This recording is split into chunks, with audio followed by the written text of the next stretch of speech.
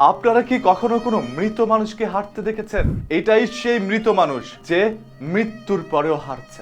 স্ত্রীর নিথর দেহটি স্বামীর কাঁধে, সন্তানের নিথর দেহ বাবার বুকে। সন্তানকে বুকে জড়িয়ে ধরে স্ত্রীকে কাঁধে নিয়েই রওনা দিলেন স্বামী। পিছন থেকে আরেক কন্যা সন্তান চিৎকার করে কান্না করে বলছে, মা তুমি কেন উঠো না? সেই সন্তানের হাতটা ধরে বাবা হাঁটা দেয় সকল মানুষের সামনে দিয়ে। আশেপাশের মানুষগুলো দেখেছে দুটি মানুষের প্রাণ গিয়েছে, তবে সেই মানুষগুলো দেখেনি তাদের সাথে আরো একজন মানুষের প্রাণ গিয়েছে, তবে সেই মানুষটি হাঁটতে পারছে। এরকম একটি ঘটনা ঘটে গিয়েছে নরসিংদী ট্রেন স্টেশনে। ঈদে বাড়ি যাওয়ার উদ্দেশ্যে রঙিন স্বপ্ন নিয়ে তারা রওনা দিয়েছিল। নরসিংদী রেল স্টেশনে যাওয়ার পর সন্তানকে নিয়ে মা রেল লাইনে কাটা পড়ে। এরপর দুজন সাথে সাথেই দুনিয়া ত্যাগ করে। পিছন থেকে স্বামী দৌড়ে আসে স্ত্রীকে বাঁচানোর জন্য, সন্তানকে বাঁচানোর জন্য বাবা, তবে বাঁচাতে পারেনি। মহান আল্লাহ তাআলার ডাকে তারা সাথে সাথে দুনিয়া ত্যাগ করে চলে গিয়েছেন। ঈদের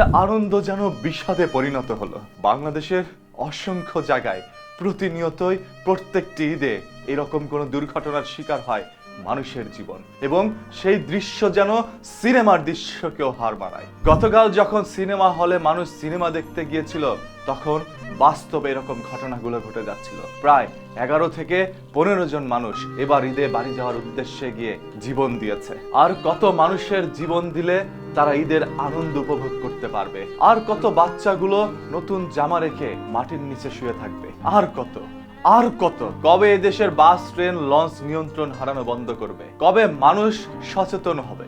আর কত অসচেতনতার কারণে মানুষের জীবন যাবে? রাস্তায় যখন বের হবেন চোখ কান খোলা রাখবেন। একজন পুরুষ কতটা শক্ত হতে পারে সেটা আপনারা হয়তোবা এখন দেখেছেন। একজন পুরুষ কাঁদতে পারে না, একজন পুরুষ পাথর হয়ে যায়। আর সেই পাথরের বুকে জড়িয়ে নিল তার ছোট্ট সন্তানকে, কাঁধে নিল স্ত্রীর নিথর দেহ।